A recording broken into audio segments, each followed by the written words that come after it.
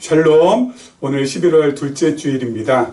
하나님께서 지난 한 주간도 우리와 함께 해주시고 또 우리와 동행하여 주시고 또 베푸실 만한 은혜를 우리에게 베풀어 주셔서 오늘도 이렇게 건강한 모습으로 마주 대할 수 있도록 이끌어 주심을 감사합니다.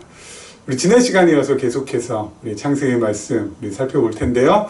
우리 창세기 오늘 본문으로 들어가기 전에 먼저 한 가지 우리 짚고 넘어가야 될 부분이 있습니다. 바로 뭐냐면요. 하나님께서 하나님 나라에 대한 약속을 하나님 나라에 대한 약속을 아담에게 하시고 그리고 그 아담을 통하여서 그 약속이 계속 노아에게 아브라함에게 이삭에게 그리고 야곱에게 계승되게 하시는 그 내용이 창세기라고 했는데 하나님께서 하나님 나라, 자손, 땅, 통치 이렇게 하나님 나라에 대한 언약을 해 주셨을 때 그 하나님 나라에 대해서 우리가 확인할 수 있는 특징이 있습니다. 바로 뭐냐면요. 하나님 나라는 첫 번째는 풍요로움, 두 번째는 평화로움이 있습니다. 하나님 나라에는 풍요가 있고 그리고 평화가 있습니다. 자,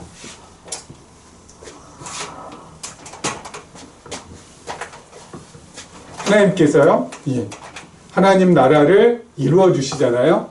자, 하나님 나라를 이루어 주시는데 가장 먼저 어디에 이루어 주십니까? 바로 에덴 동산에 하나님 나라를 이루어 주시잖아요. 그렇죠?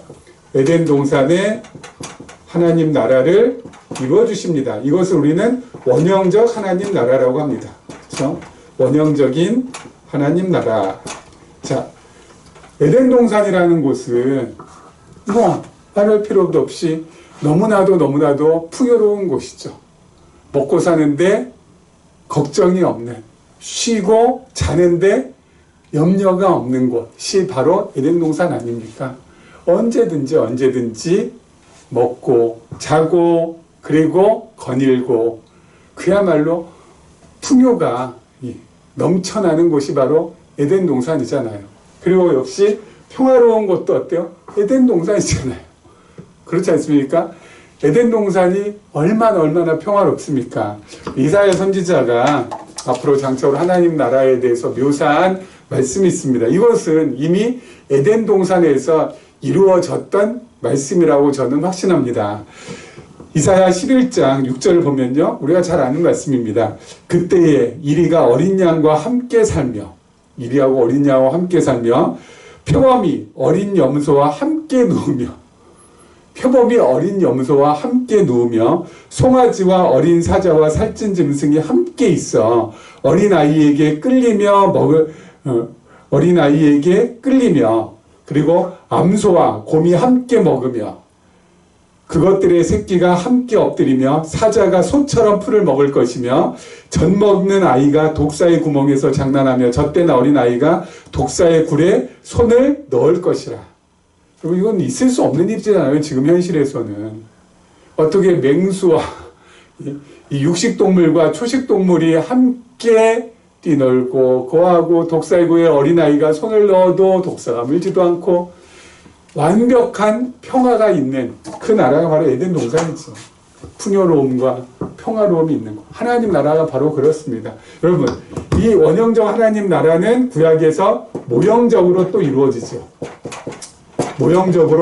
바로 어디에서요? 이스라엘 나라를 통하여서. 그렇죠? 이스라엘 나라를 통하여서 모형적으로 이루어지는데 다윗 시대 때 이스라엘 나라가 아주 아름답게 하나님의 약속에 의해서 성취가 되지 않습니까? 여러분, 다윗 시대의 이스라엘 나라도 어때요? 풍요로워. 너무 먹고 살 걱정이 없는. 그리고 평화로워. 주변 대적들이 더 이상 이스라엘을 침범하지 못하는. 조공이 받쳐집니다. 여러분, 풍요로울 수밖에 없습니다.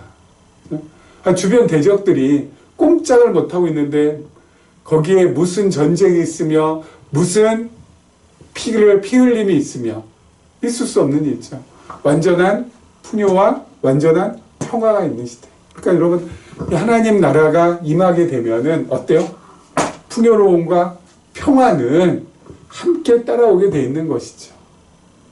여러분, 그러면 신약에서는요, 2000년 전 예수 그리스도께서 오셔서 이제 드디어 실체적인 하나님 나라가 이루어지는데, 이 실체적인 하나님 나라, 바로 뭐라고 할 수 있을까요? 교회입니다, 교회. 예수를 그리스도로 알고 믿는 사람들이 그리스도의 이름으로 모여 그리스도의 다스림을 받는 곳, 바로 이 우리 교회. 이 교회야말로 하나님 나라죠. 그렇죠? 여러분, 교회 안에는 그래서 하나님 나라에는 무엇이 있다고요? 풍요로움이 있고 평화로움이 있다고요. 여러분, 풍요롭다는 것은 뭐냐면 무슨 교회가 재정이 넉넉하고 그래서 뭐 이 재정을 여러분들한테 마음껏 퍼주고 이래서 풍요로운 게 아니죠. 무엇입니까? 풍요롭다는 것은 먹을 양식이 있다는 겁니다. 누가 먹을 양식? 우리의 영혼이. 먹을 영의 양식, 생명의 양식이 넘치는 곳이 교회죠. 영의 양식, 생명의 양식이 넘치는 곳. 그래서 우리의 영이 만족함을 누릴 수 있는 곳이 바로 하나님의 나라, 이 땅에 실현된 하나님의 나라인 교회라는 곳이죠.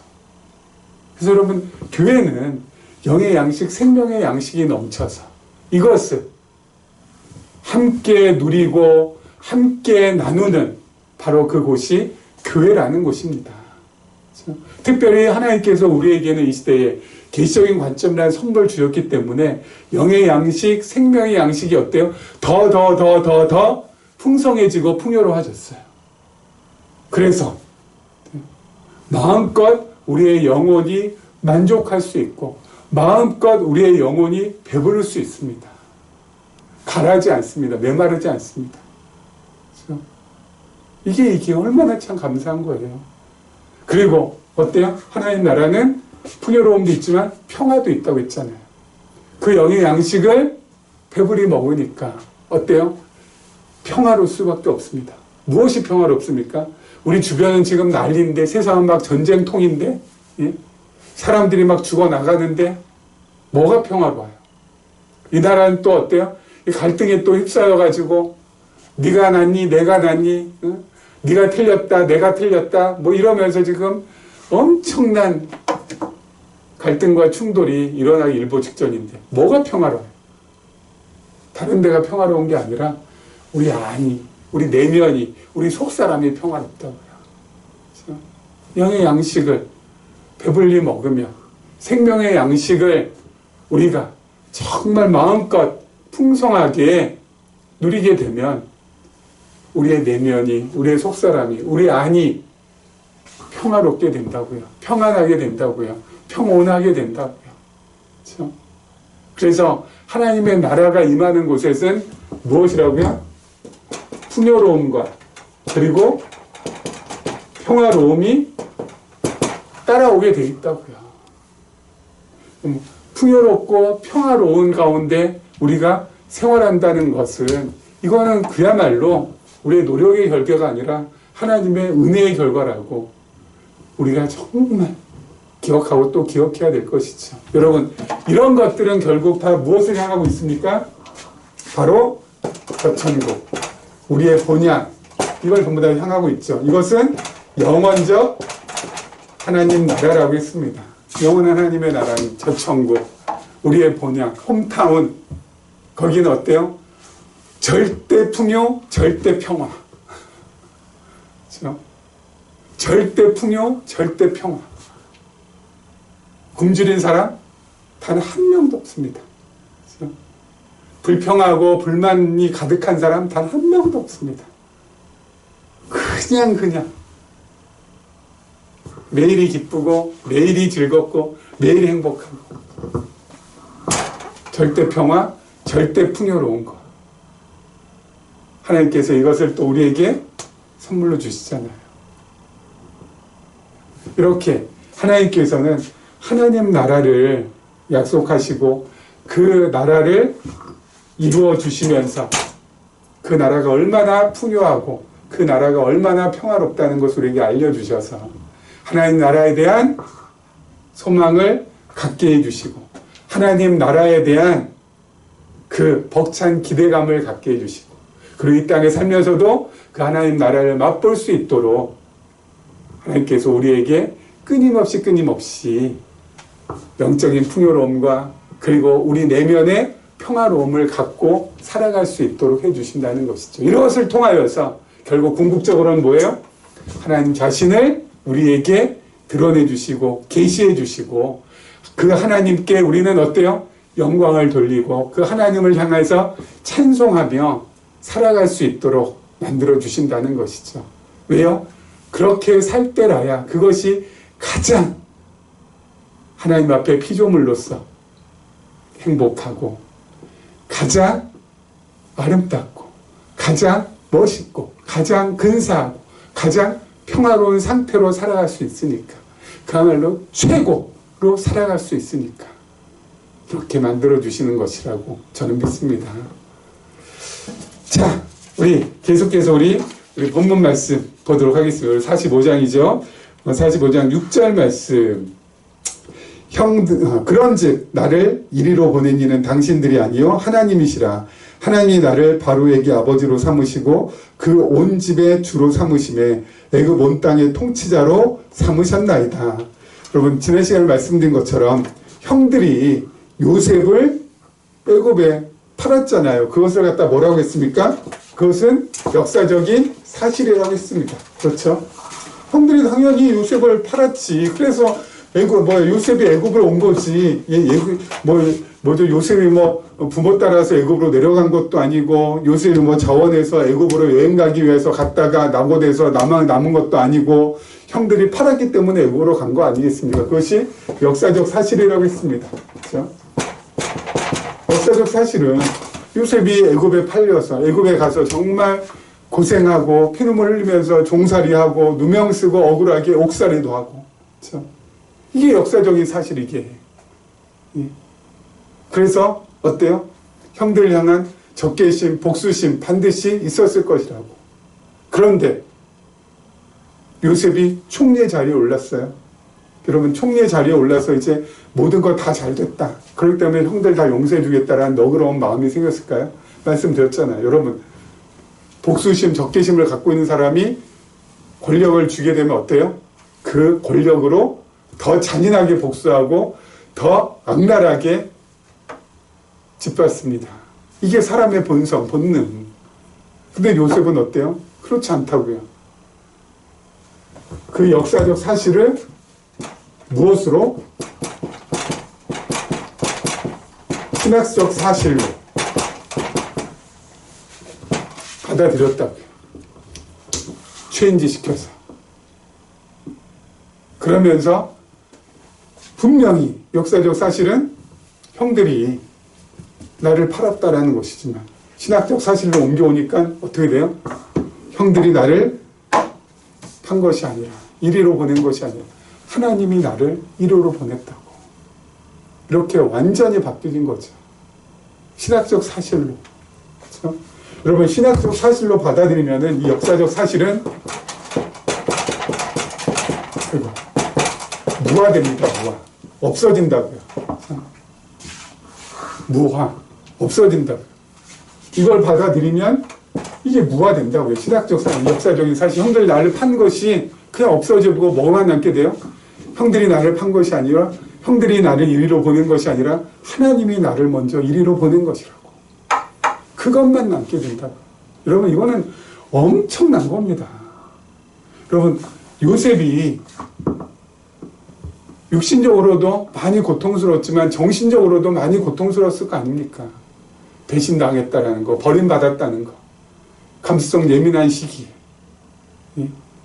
얼마나 아팠겠습니까? 이게 그 무엇으로도 치료받을 수 있었을까요? 그 어떤 것으로 치료받지 못한다니까요. 예? 지금처럼 아마 요셉은 우울증 100% 1000% 확실하게 빠졌을 거라고요. 걸렸을 거라고요. 예? 우울증뿐만 아니라 공황장애, 불안장애 다 겪었겠죠. 근데 그 모든 것으로부터 어때요? 벗어나게 됐어요. 왜? 이걸 받아들였으니까. 아니 그럼 이걸 어떻게 받아들였을까요? 그만큼 하나님께서 요셉의 믿음을 자라게 하셨어요. 그 신앙을 어때요? 성장시키셨기 때문에 이게 가능한 거예요. 제가 몇 주 전에도 말씀드렸지 않습니까? 우리 신앙 성장의 단계가 있다고요. 가장 먼저 우리가 기독교에 입문할 때는 예수 믿으면 복 받는다. 예수 믿으면 병 낫는다. 예수 믿으면 만사 형통한다. 그래서 가장 첫 번째 단계에서는 우리 기복적인 단계도 있고 기복적인 신앙도 있고 그 다음에 신비주의적인 그런 신앙의 단계가 있다고 했습니다. 하지만 여기에서만 머물면 안 된다고 했습니다. 한 7살 되면 유치원에 가지 않습니까? 근데 얘가 이제는 초등학교에 들어갈 나이 8살이 됐고 9살 됐는데도 끝까지 유치원에 머물러 있겠다고 떼쓰면 되겠어 안 되겠어? 이건 아니잖아요. 그렇죠? 여기만 머물러서는 안 돼요. 그 다음에는 뭐예요? 율법주의의 율법적인 신앙 단계로 갈 수밖에 없습니다.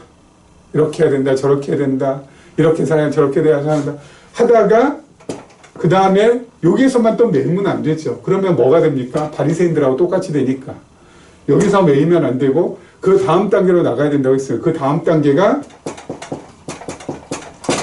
하나님의 주권을 받아들이는 신앙 단계. 주권적인 신앙 단계. 요셉은 이 단계에 확실하게 이르렀다는 것이죠. 하나님의 주권을 받아들이고 하나님의 주권을 인정하고 그것을 체득시켰어요. 이 단계에 오른 건 확실해요. 그 다음에 뭐라고 했습니까? 영원, 계시적 신앙. 이렇게 올라간다고 했잖아요. 요셉은 이 단계는 반드시 찍었다고요. 하나님의 주권을 인정하고 그것을 수용하고 그것을 자신한테 체화시키는 그 단계. 하나님의 주권을 인정하고 그것을 수용하고 그것을 자신한테 체화시키지 않았으면 이런 말을 형들한테 할 수가 없는 겁니다. 이것을 이 단계에 확실하게 올랐기 때문에 이렇게 말할 수가 있는 거예요. 신학적인 사실로 바꿀 수 있는, 역사적인 사실을 신학적인 사실로 바꿀 수 있는 그런 안목, 그런 힘, 그런 능력을 가질 수 있는 것은 이 3단계인 하나님의 주권을 인정하고 수용하고 체화시키는 단계에서만 가능하다는 것입니다. 그렇죠? 물론 여기서만 머물 것이 아니라 이제 영원에 대한 단계, 그 다음에 계시에 대한 단계까지 올라가야 되겠지만 한 가지 분명한 것은 요셉은 3단계는 확실하다는 것. 그렇죠? 3단계는 확실하다는 것. 우리들도 그래요. 우리들도 어린 시절 정신적인 충격 또 자라면서 여러 가지 어려움 겪었잖아요. 그렇죠? 그러면서 여러 가지 스트레스도 받고 여러 가지 정신적으로 힘든 일도 있었고 하지만 여러분 그 모든 것은 하나님께서 지금의 나를 나되게 하시기 위해서 섭리하신 것이고 그 모든 것을 통하여서 하나님께서 나에게 선을 이룰 수 있도록 이끌어 주셨다는 것을 인정하고 그래서 가장 먼저는 인정을 해야 되고 두 번째는 그것을 받아들이고 수용을 해야 되고 그래서 내 것으로 내 안의 것으로 체화시키는 이렇게 된다면은 더 이상 과거에 머물지 않고 벗어날 수가 있습니다. 더 이상 상처에 매몰되지 않고 그 상처로부터 벗어날 수 있는 길이 만들어진다는 것입니다. 이거 외에는 없어요. 이거 외에는. 아무리 좋은 정신과 치료약을 먹어도 아무리 좋다고 하는 명상 수련 요법을 한다고 할지라도 그것은 일시적이고 잠시예요. 하지만 하나님의 주권, 하나님께서 나에게 필요하기 때문에 나를 위해서 모든 것을 진행시키신 것이라는 것을 그 주권을 인정하고 수용하고 체화시킬 때는 역사적인 사실이 뭘로 돌아간다고요? 아까 무화. 그렇죠? 역사적인 사실이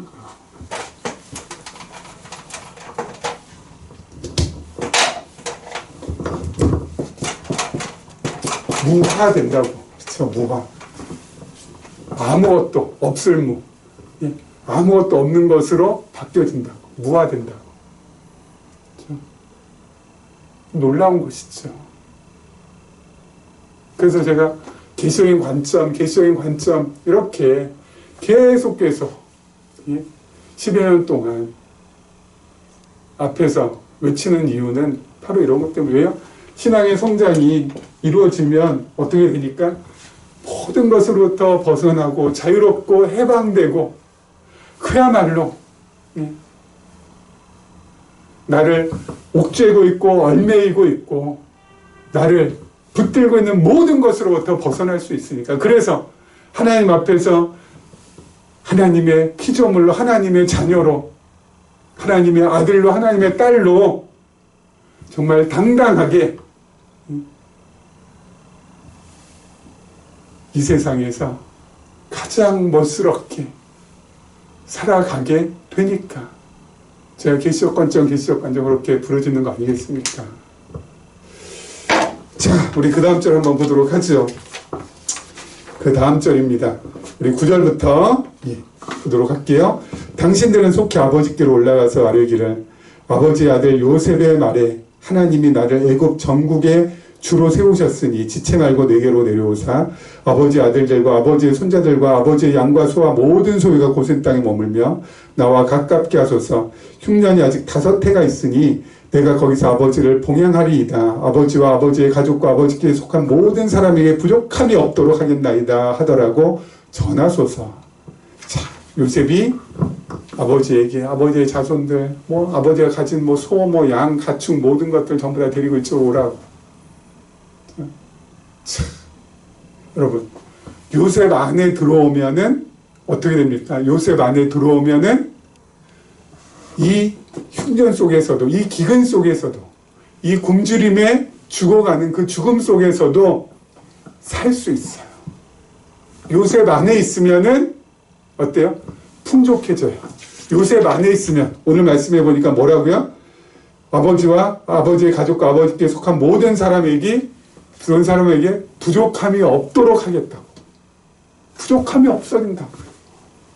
요셉 안에 있으면 요셉 안으로 들어오면 더 이상 헐벗고 굶주리고 아이고 내일 뭐 먹나 내일 또 우리 오늘 하루 어떻게 살아가나 그런 모든 염려 먹고 사는 그 모든 걱정들 다 뭐라고요? 몰아내고 없앨 수 있다고요. 누구 안에 있으면? 요셉 안에 있으면. 왜? 요셉이 그 어마어마한 곡식 창고를 가지고 있는 대애굽 제국의 총리니까. 곡간 열쇠 갖고 있는 애굽의 총리니까. 다 내려오라는 겁니다. 나한테 있으면 부족함이 없다는 겁니다. 다 오라고. 흉년 앞으로 몇 년 더 남았으니까 5년에 더 남았는데 나한테 안 오면은 어떻게 살 수 있겠냐고. 다 오라고 하세요. 다 제가 먹여 살립니다. 제가 다 부족함이 없게 해주겠습니다. 자, 여러분 구약 말씀은 구약 말씀에서만 그치는 것이 아니라고 했죠. 구약은 구약에서 끝나는 것이 아니라 어디와 이어진다고요? 신약과 반드시 이어진다고요. 그러면 이건 뭘까요? 요셉은 장차 오실 그리스도에 대한 예표라고 했잖아요. 장차 오실 예수 그리스도에 대한 예표. 그럼 신약시대 때는 어때요? 요셉보다 훨씬 더 뛰어나시고 훨씬 더 우월하신 예수 그리스도 안에만 있으면은 더 이상 헐벗고 굶주리고 먹고 살 걱정 때문에 전전긍긍하고 안달복달하고 그러한 일들이 없어진다고요. 첫 번째는 영적인 양식. 아까 말씀드린 대로 영의 양식. 너무 그리스도 안에 있으면은 풍성합니다. 두 번째, 현실적인 양식도 따라오게 됩니다. 사도행전에 보면요, 예수님의 제자들이 나오잖아요. 여러분, 그 당시 예수님의 제자들이 지금보다 사회복지 제도가 잘 돼 있어가지고 뭐 기초연금을 받거나 국민연금을 받아가지고 먹고 살 걱정이 없으니까 이렇게 돌아다녔겠습니까? 여기저기 예수는 그리스도라 그렇게 말씀을 증거하면서 먹고 살 걱정 없으니까 다 나라에서 유대 사회에서 전부 다 혜택이 오니까 그거 가지고 살면서 남은 시간 어때요? 예수를 그리스도라고 증거하면서 살았나요? 아니잖아요. 아니면 예수님의 제자들이 전부 다 그 당시 유대 사회의 상위 1%에 속하는 다 부자들이어가지고 아주 어떤 부자니까 뭐 상속받은 재산도 엄청나게 많고 가진 재물도 엄청 많아서 난 먹고 살 걱정 없는 사람이에요. 그래서 추미 활동으로 예수는 그리스도라고 막 증거하고 다닌 건가요? 그것도 아니에요. 이들은 가난했습니다. 이들 빈곤했습니다. 그리고 먹여 살려야 될 가족들도 있는 사람들이었어요. 그런데 사도행전을 보면은 12제자들이 어때요? 먹고 사는 문제 가지고 염려하고 근심하고 뭐 먹을까 무엇을 입을까 그렇게 안달복달하고 전전긍긍하면서 살아갔다는 말씀이 없어요. 왜 그럴까요 대체? 예? 어떻게 보면 지금 여기 있는 우리들보다 훨씬 더 소득 수준이 낮은 사람들, 하루 먹고 하루 벌어서 살아갈 수밖에 없는 그러한 노동자들, 예수님의 제자들 아니에요? 근데 왜 먹고 사는 문제에 이렇게 근심 걱정 없이 살았냐고요? 이유가 뭐냐고요? 예? 제자들의 공통점이 있습니다. 첫 번째, 이들은 부활하신 예수님을 만났어요. 두 번째, 예수님께서 약속하신 성령을 오순절에 체험을 했어요. 세 번째, 성경에 대한 눈이, 성경 말씀에 대한 안목이, 관점이 완전히 새롭게 변했어요. 이 세 가지 공통점. 이것이 그들로 하여금 먹고 사는 문제에서 완전히 벗어나서 지금 죽어도 좋다. 지금 당장 죽어도 좋다. 라는 각오를 가지고 말씀을 증거하면서 살게 하게 한 원동력이 된 거라고요. 영적으로 풍요로워지니까, 영적으로 만족이 되니까 현실적인 고달픔이나 현실적인 어려움이나 현실적인 가난에 매이지 않게 된다고요. 여러분, 사람이라는 게 진짜 하나님께서 사용하신 사람이라는 것이 이게 진짜 어마어마한 겁니다. 영적으로 어때요? 배부르게 되니까 현실적인 배고픔은 더 이상 문제가 안 된다고요. 야, 어떻게 이럴 수 있어? 이럴 수 있어요. 왜요? 하나님께서 그렇게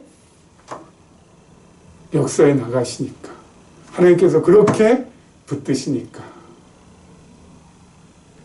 여러분, 예수님의 제자 중에 사도 바울도 마찬가지죠. 사도 바울도.